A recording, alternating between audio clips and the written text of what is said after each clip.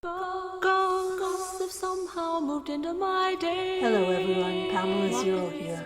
Welcome to Duck Duck Goose, a podcast about the Visitor series. This episode includes chapters 9 and 10 of the book Osei. Thanks for coming along on Osei's journey. Chapter 9, Fran. Thrid. Fran slowed to a walk and checked her surroundings. To her right was the slimy side of a mountain covered with vines, and to her left were endless monolithic trees. She had been running for a while and needed to rest. A large, determined-looking blob of spikes moved past her. She watched as it seemed to ooze its way right into the rock wall. She looked closer and saw it had made a den in a little cave. Night fell, and she kept to a walk to compensate for the lower light. Thrid had 3 suns, so there was never complete darkness on the planet. Her pace slowed even more as her surroundings changed. She was close now to the possible dome location, but the surrounding jungle had shrunk down. Same plants, just a lot smaller. The animals became tiny as well. Fran walked cautiously, giving more focus to where she'd put her feet. The shrunken jungle around her thinned, and she came to the edge of a clearing. She stopped and unhooked a shock disruptor from her belt. She'd been in this situation before. The clearing was the biggest one she'd seen so far on Thrid. Fran tossed out the disruptor and braced herself just in case. She felt the shock wave from the disruptor roll under her feet. A few animals ran amok in the jungle as the wave passed through, but that was about it. Fran dropped a few beacons around the perimeter and looked at the clearing with suspicion. It was more than wide enough for a shuttle to land. Whether it was safe enough for a shuttle to land was another matter. She settled in for a bit of a wait. If there were any surprises in store, she was giving them plenty of time to show up. She was good at waiting. Back on Earth, she'd waited for her workday to end, waited for her son in front of his school, waited for her husband to get home from the night shift. Waiting was peaceful back then. Sometimes she'd wait in her car, watching her fiercely independent mom, old and moving slowly, pull herself onto the bus and feel a sense of belonging, of being part of a bigger pattern, ebbing and flowing throughout the day. Fran would drive slowly behind the bus, making sure her mom got off at the right stop. Sometimes her mom got off at the wrong stop, befuddled and clearly distressed. Fran would park and hop out, nattering on about how wonderful it was that she just happened to be driving by.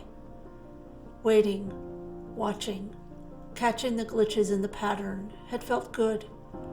Now it just felt empty. She didn't recognize the patterns of this world. Fran let an hour pass before she moved again. Her breath grew even as she crouched by the edge of the clearing, watching everything ripple past in slow motion. The miniature jungle settled down and went back into its normal cycles of predator and prey. She stood up and walked out into the clearing, watching the ground carefully. Everything looked normal until she reached the center. Embedded in the ground, in the middle of the clearing, was a round plate with a handle in it. Fran felt herself breathe in sharply.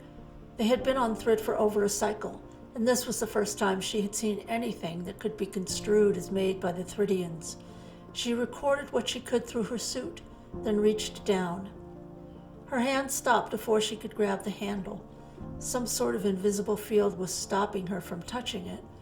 She walked in an ever-widening circle around the clearing, inspecting the ground carefully.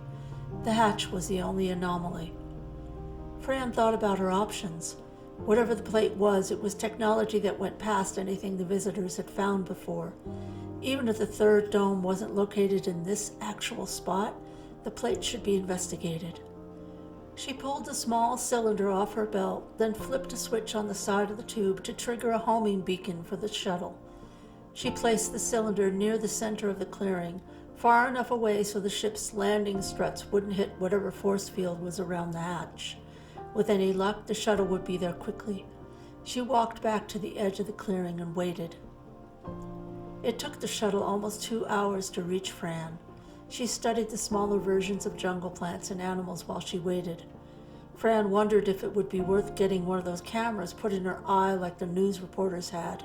If she kept on exploring Thrid like this, it was worth considering. The sounds around her shifted a bit, and even in phase, Fran could hear the shuttle arriving.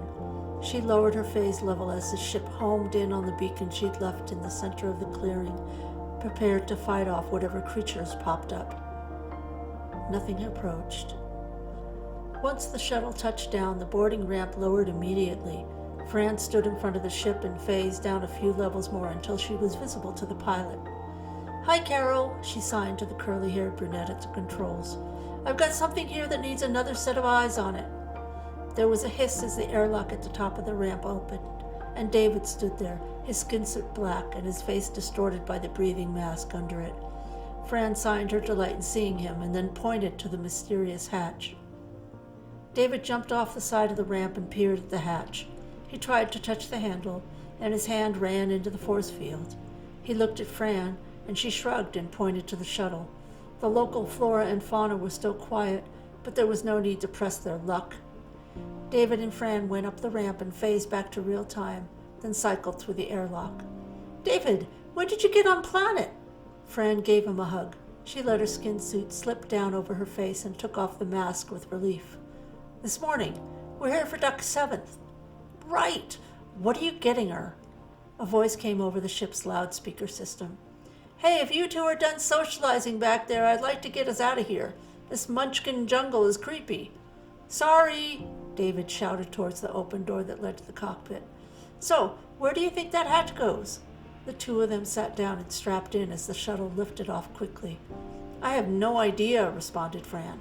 "It's the first thing we found that could possibly be Thridian. I wonder if the Gristle can get through that force field." "Let's get Tess on it. Between her and the Gristle, we should be able to figure out what it is," said David. "Hey, Fran, while I've got a minute here, Maggie asked me to run something by you." "What's up?" "Paolo and Maggie are trying to figure out a way to get more companionship for the visitors here on Thrid." "Maggie's getting tired of fighting off all the women chasing after Paolo?" Fran grinned. "Well, I've only been back a half a day, and I jumped at the chance to come pick you up. It was the best way I could find to escape. We need to do something. At first everyone was settling into the dome, but now that they've built lives and homes, a lot of them are getting lonely. I can't blame them." David reached out and grabbed a handhold as the shuttle swerved suddenly. "Everything okay, Carol?" yelled Fran towards the cockpit. "Yep, just avoiding a 4-meter grasshopper thing that fell in love with us," Carol shot back from the front of the shuttle. "Superb." Fran turned her attention back to David. "Didn't we plan on the dome just being visitors in Gristle?" "Yep, not working out so well that way." David shrugged. "It seems like a step back," said Fran. "Isn't it a bit of a cliche? Lonely visitors can't live without love? Sounds like a holo video. Besides, I'm not sure what I think about opening up the domes." "That's how Eleanor feels," David nodded. "I think she'll okay it as long as no Punj are allowed to settle here." "Is she still pissed at Ose? Seriously? It's been over a cycle. He's not even in the service anymore." Fran frowned. "I think that she's scared of losing the control we have over our own lives. It took a lot of time and effort to get free of the service. Punj means patterns and threading and symbiotes. Imagine what would happen if visitors did partner up with Punj. How would that even work?" "It wouldn't be a real Punj partnership, would it?" asked Fran. "I mean, the symbiote wouldn't make a pattern in visitor." "Actually, it would," David replied. Fran froze. "What? Seriously? No. I'm with Eleanor. No Punj. Surely there are plenty of other races to dangle in front of our lonely ladies." "Indeed, there are," said David. "I don't care who winds up as companions for our wonderful visitors, as long as they do so quickly." "Hold on," said Fran. "Let me think about this. I may have an idea." Ose, Skylab Space Station, Thrid. Ose felt himself grin and relax his face back to a neutral expression. He was on the station. Moby had arranged for him to board with a temporary diplomatic passport that must have been stolen. Ose didn't care. He was one step closer to getting onto Thrid. He checked his reflection in a nearby window and smoothed the black tunic he wore along with black pants. "You look very nice, normal, harmless." Maggie walked on one side of Ose, and Paolo strode along on the other side. Ose couldn't help but double-check in the window's reflection. He saw only his own figure. Part of him wondered why he created imaginary people, but not their reflections. Ose resisted the urge to call Duck. While he appreciated her kindness, he knew there was no way he could take her up on her invitation without getting permission from at least one adult visitor. He scrolled through the contacts on his comm unit, wondering if there was a visitor he might be forgetting. As he focused on the list slipping by, he felt, more than saw, a figure stop in front of him and bow. Ose looked up to see Mobe dressed in a station uniform. "Ah, Mobe, thank you for making arrangements so quickly." "I am at your service." Mobe started to bow again, then stopped. "That guy doesn't look well." Paolo's voice was soft. "He is a bit pale, isn't he?" Maggie's voice sounded worried. "Make him eat something." Paolo faded and then disappeared entirely, leaving Maggie with her hands on her hips, frowning at Ose. Ose looked at Moby with concern. The boy looked thinner than usual.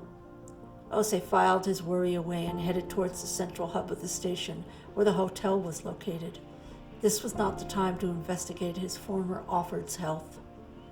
"Mobe, once I am checked into the hotel, we need to find a gift appropriate for a 7th cycle celebration. 2 of them." "Of course. Do the recipients have any particular interests?" "One is a gristle, male. The other is Duck." Ose noticed Mobe's tentacles slowly start writhing at Duck's name, and the young grease flushed a deep green. Ose made a mental note. There was something there that needed to be watched.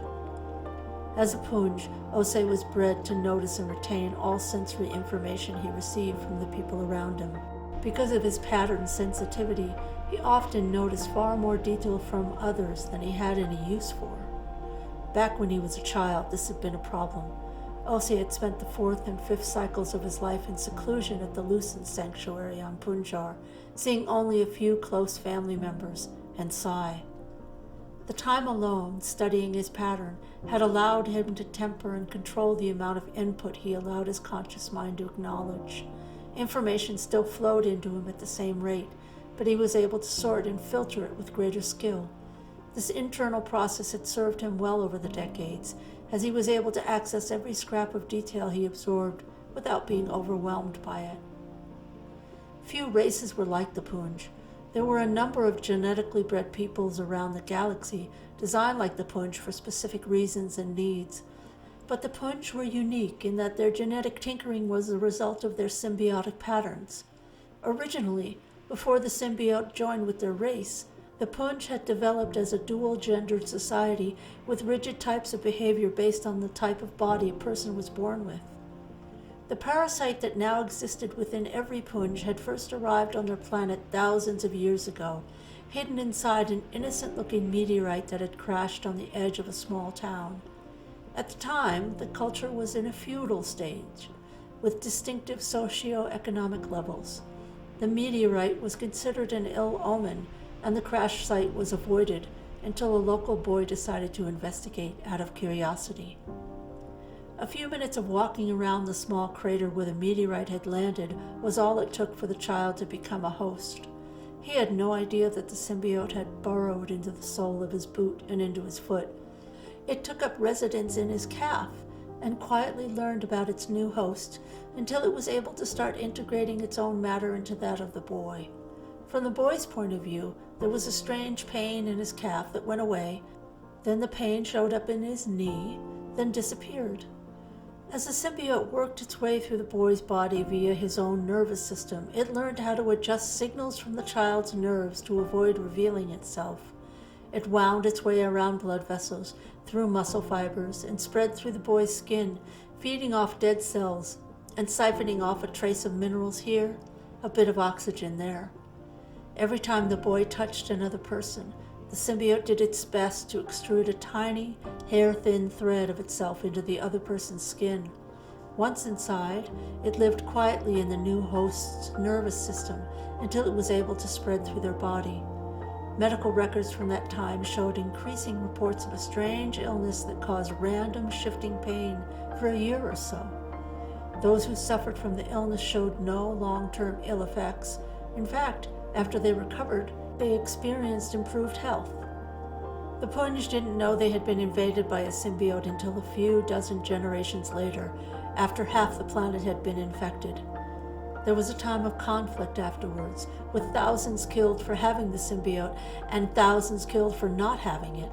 The population of Punjar had never been large, and after a decade of fighting, a truce was called. The Punj were in danger of wiping their own race off their own planet. How the symbiote was spread had been unknown back then. At the first negotiations for peace, the two sides had chosen representatives and sent them to discuss options under a canopy in the midst of a green field. The representative from the two as one side shook hands with the representative from the pure Punjar side. Though one side didn't know it, the negotiations were over after the first handshake. Osei ran his hand through his hair. The air on the station had an odd smell to it. Maggie moved behind Mobe, reaching out one hand to nearly touch a tentacle. "What are these things used for?" she asked, frowning. "Courtship? Tribal identification?" Osei stopped himself from answering her and focused on Mobe. "Thank you for arranging all this. I appreciate your efforts." Mobe flushed an even deeper green and nodded. "It is my great pleasure." He swallowed and then gestured in the direction of the hotel. "It's better if we get you out of sight." Osei nodded. He followed Mobe to the hotel, Maggie trailing behind and commenting on Mobe's shifts in skin color. Chapter 10. Duck, Dome 1, Thrid. Duck missed Mobe. He had been her friend back at the temple, though he had actually been assigned to spy on her. Near was nice, and he was great at teaching her to dig, but he was mostly interested in learning how to fight. She wished she could go back to visit her old friends. She wanted to study at the temple again and learn all about the amazing things in the galaxy. Studying with the teachbots was okay, but it was nothing like being in a real classroom. She wandered towards the edge of the dome, north of the town, near where the river flowed up from the ground. She had started a tunnel, a real one with packed walls and everything, carefully placed not too close to the actual wall of the dome itself or the banks of the river. There was enough time before dinner for her to work on the downward zigzag pattern Near had taught her. The pattern helped her avoid falling into any open caverns below the ground. There was a lot to be careful about underground. Gas could seep up and knock a small girl out cold. She could tumble into a subterranean river or get crushed by a collapsed tunnel. Her body wasn't designed to take the same stresses as a gristle body. For now, she was practicing digging downward at an angle steep enough to allow her to get some depth, but shallow enough for her to keep her whole body on the dirt without sliding forward out of control. Duck spotted her tunnel entrance. She carefully pushed aside a small pile of loose dirt tucked near some purple flowers, revealing a decent-sized tunnel slanting downward. She was hoping to figure out a better way to handle soil after she dug it out. The gristle used their powerful arms and hands to pack dirt around the sides and top of their tunnels, but Duck's hands were much too weak. She had to use her feet to stomp the dirt into place. Her legs were still not strong enough to pack all the dirt completely against the walls of her tunnel, and she had to shove quite a bit of soil back up and out of the tunnel. At some point, her piles of dirt were going to be noticed. She slipped into her tunnel head first and followed it as it angled gently downward. When she got to a pile of loose dirt, she braced her back against the wall of her tunnel and pounded the soil with her feet against the wall. The dirt packed down a bit, but not nearly enough. The tunnel would be too narrow and unstable unless she thought of something better. As she sat there, mulling over her options, she felt a rhythmic thud repeat against her back. She sat up straight and grinned. A gristle was nearby and had heard the thumps of her feet answering with their own thuds. It was probably near, as he was the only gristle likely to be this shallow in the soil. Duck hit the side of the wall 3 times as hard as she could. A moment later, the wall to the left of her collapsed, and Near poked his head through. "You got down pretty far." I did. I am still having trouble packing dirt, though. I need stronger muscles in my legs." Near looked thoughtful. "I am not sure how to make stronger muscles for your legs. I will think about it." "Thanks." Duck smiled at Near and shifted a bit to give him more room. Her tunnel was not large enough for him to sit comfortably. "Duck, I have something to tell you about, something to show you. I will tell you for now, and then I will show you later," said Near. "Okay," said Duck. "Tell and show is a great game." "It's over by the back of the grazing field," said Near. "There is a tunnel deep down in the ground that's already there. It's made of metal and large, very old. It goes to an underground room. The room has furniture with buttons but no lights. I want to go back and bring a light." Duck listened to Near carefully. He rarely spoke this much. She checked his ears to see if they were twisted. Sometimes Gristle got their ears in a twist when things were bad. "Near, does it seem dangerous?" "Yes. We should tell Auntie Fran then, and then she'll come with us.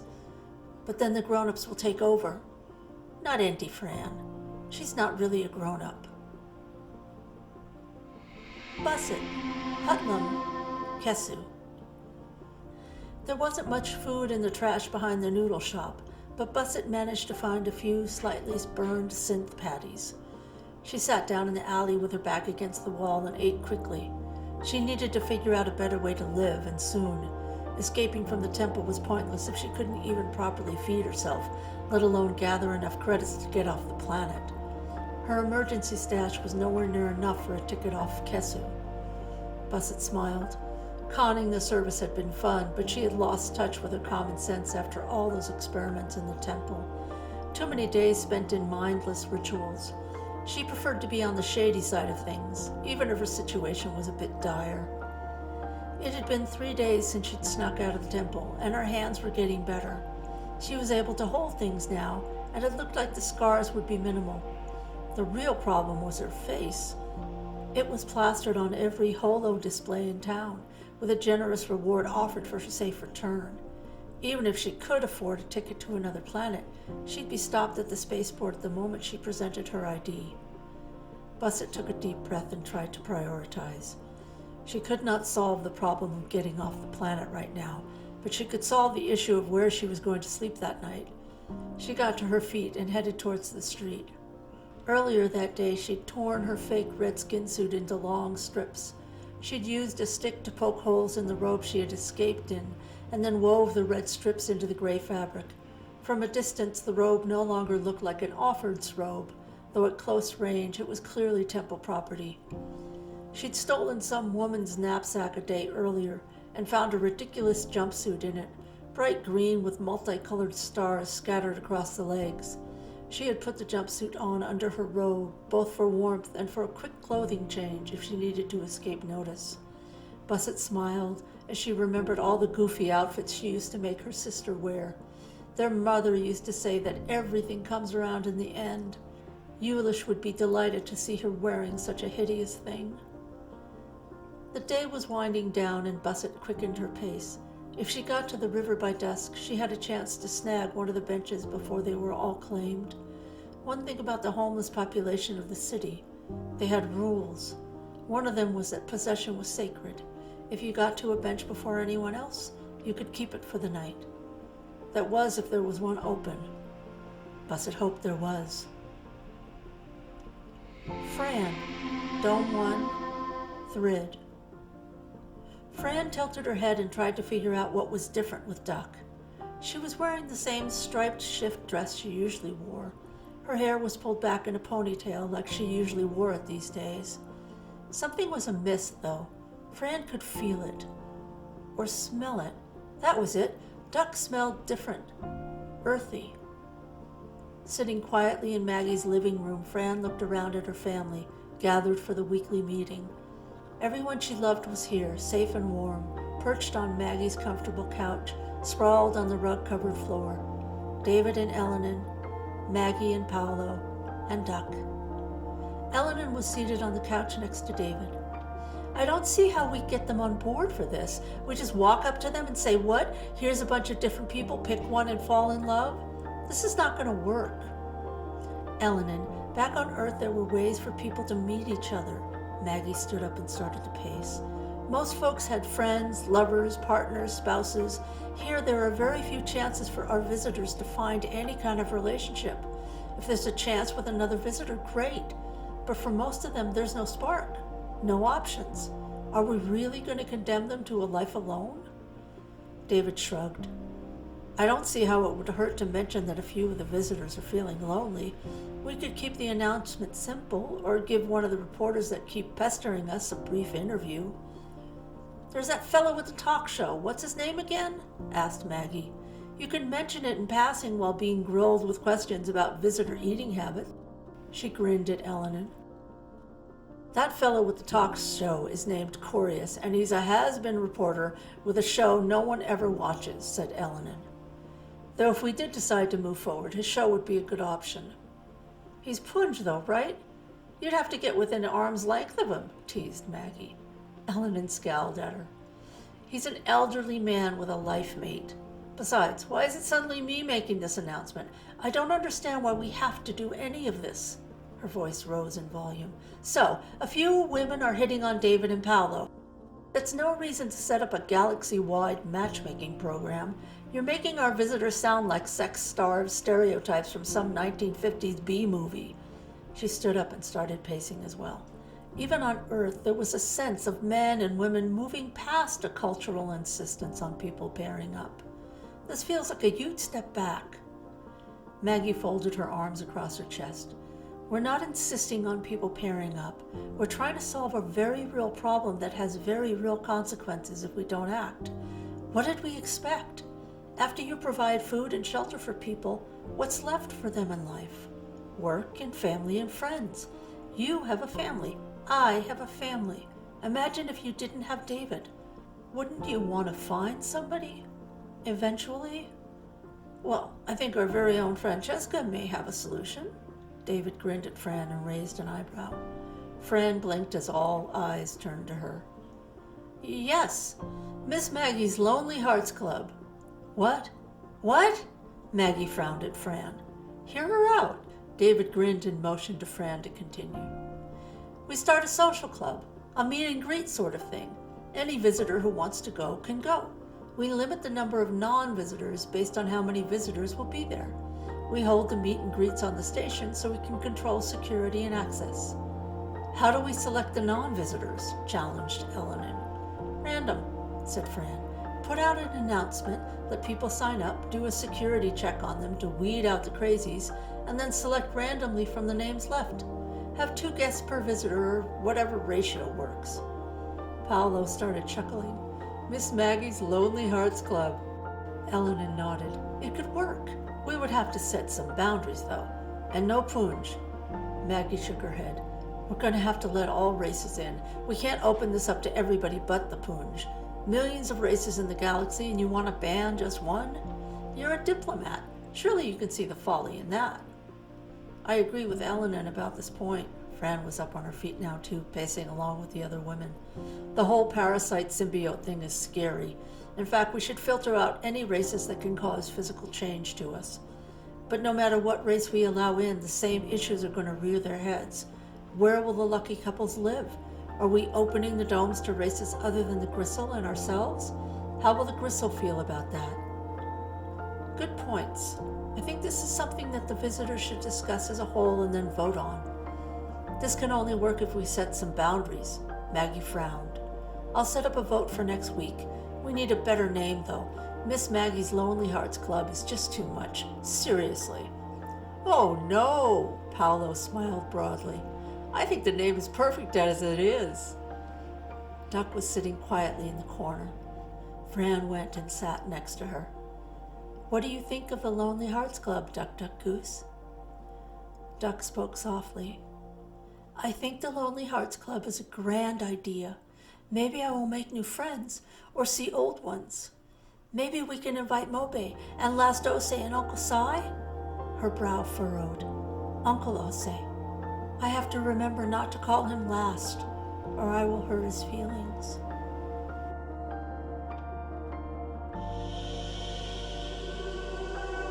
Thank you for listening to Ose, Book 2 of the Visitor series. Ose was written by Pamela Zero. This podcast was recorded and edited by Pamela Zero. The song Ghosts was written, sung, and produced by Pamela Zero. Background music is called Insight, and it's by Megan Wofford. Ose is available in paperback on Amazon. Please be sure to like and subscribe and visit thevisitorseries.com for more info. Thanks, everyone. I'll talk to you soon.